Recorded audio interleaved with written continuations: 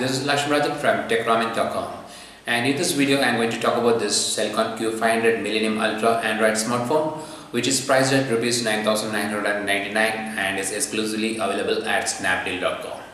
So Celkon has been a silent player in Indian mobile market. They are very active in sub Rs 4,000 segments.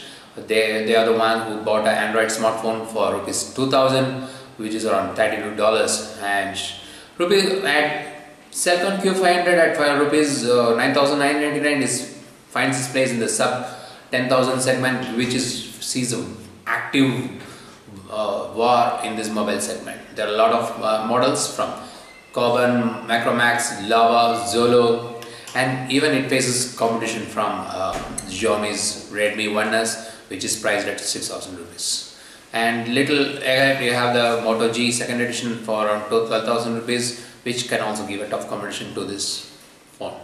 So in this video I am going to talk about the design, features and specs, and let's see if this model can withstand the tough competition it faces in this segment. So let's talk the design first. Celkon Q500 has a decent good looks. It's made of plastic body. The rear has a very nice laminated panel. It looks very nice and doesn't smudge fingerprints. And then it's a 5-inch device with a nice IPS LCD display. And let's talk about the button placement. We have the power button on the right side and a volume rocker placed a little above that. And we have the audio jack on top and micro USB port on the bottom. In the front panel, at the bottom we find the microphone, and then the speaker grill is placed on the bottom side of the rear, and then you have the Celkon branding on top of it. We have a 8 megapixel rear camera with a LED flash, and then we have a 2 megapixel front camera in the front. So the design is on the expected lines, clean looks, good on hand, and with a good ergonomics. Talking about the dimension, we have a 8 mm thickness and it weighs around 149 grams. So it's great on hand. It's not either very thin, not very thick. So it seems to be a right mix of balance of design over here. The rear panel can be opened, and then we have the 2500 mAh battery placed over here. And on top of that you find that this is a dual SIM phone. So you have a one micro SIM slot and then a regular SIM slot. In between both the SIM holders we find the micro SD slot, which is placed in between both the SIM holders. And the screen looks vibrant and vivid, and it's crisp also. It's a HD resolution, so we have a 720 x 1280 pixel resolution with a 294 ppi. So let's talk the specs now. Q500 comes with a Broadcom chipset, so it has a quad-core processor clocked at 1.2 GHz, and there is a 2 GB RAM and a 16 GB of internal storage, and of course it can be expanded up to 32 GB. So 2 GB and 16 GB internal storage at this price point in this segment is good. Plus point for this phone, when we ran the benchmark test, it found that it is comparable to the original Moto G, the Moto G first edition. So the benchmark scores are incomparable to that. So it should give a decent output, like when you are playing games, it should handle quite well. Talking about the software, Celkon Q500 runs on Android KitKat version. We have the dual SIM management, so we can go to the settings over here and see the SIM card management. So we can choose between at least both the SIMs, and then we can choose the default SIM for voice call, message and data connection, and also for data roaming. And then you have the camera. Let's talk about the camera app.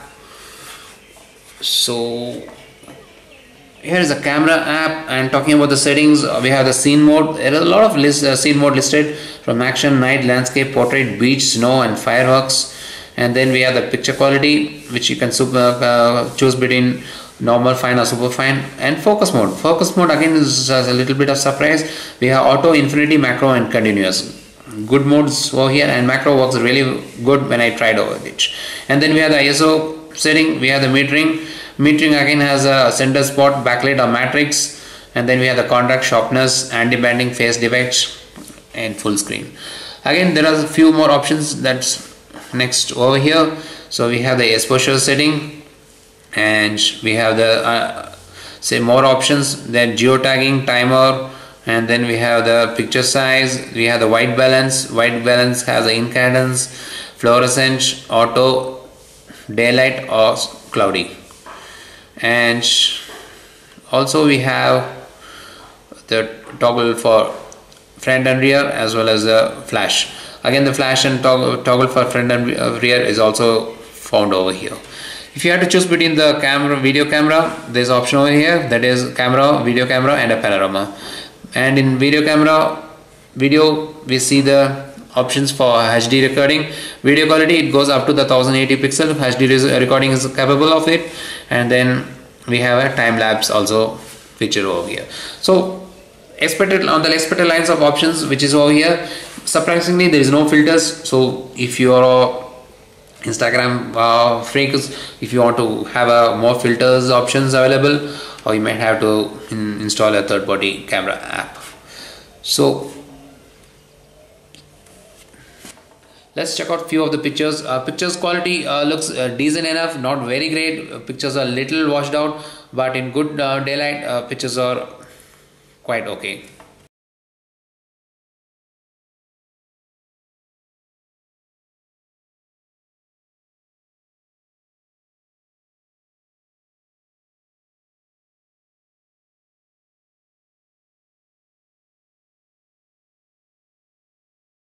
So talking of the battery, we have a 2000 mAh battery, and in my day-to-day usage I found it to be quite a performer. It lasts easily a day, and with the 2 email accounts and a Twitter running on the background. You have to access the widgets, click over here. You have the wallpaper, widgets and settings, and in wallpaper there are quite a long list we can choose from, and then you can go to the widgets, and you can choose one of those widgets options available here, whichever that interests you. The phone looks pretty sturdy. Even if you drop it occasionally, I hope it can survive a few falls. In the notification panel, we see the quick access for brightness, settings, data connection, data usage, Wi-Fi, auto rotate, battery, remaining battery, airplane mode, Bluetooth, location off, that is the GPS, and the audio profile. Audio profile has the silent, meeting, general, outdoor. What I didn't like is that device comes pre-installed with a lot of third-party apps. Then we have the Celkon's own apps like C Games, My Celkon, C Live, and there are also Opera Mini included. And then you have the inbuilt browser. Then there are a few games thrown in like Asphalt. We have the Modern Combat, and we have here the Spider-Man, Real Football. But most of them are the demo version, so you may have to download the full version. I talked about the pre-installed apps, so it comes with the C Live and those other apps like C Live, C Games.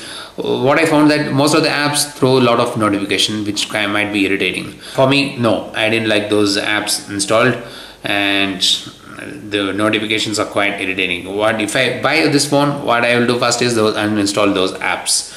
So these are the links. It goes to the videos, wallpapers, things, and most of them are paid.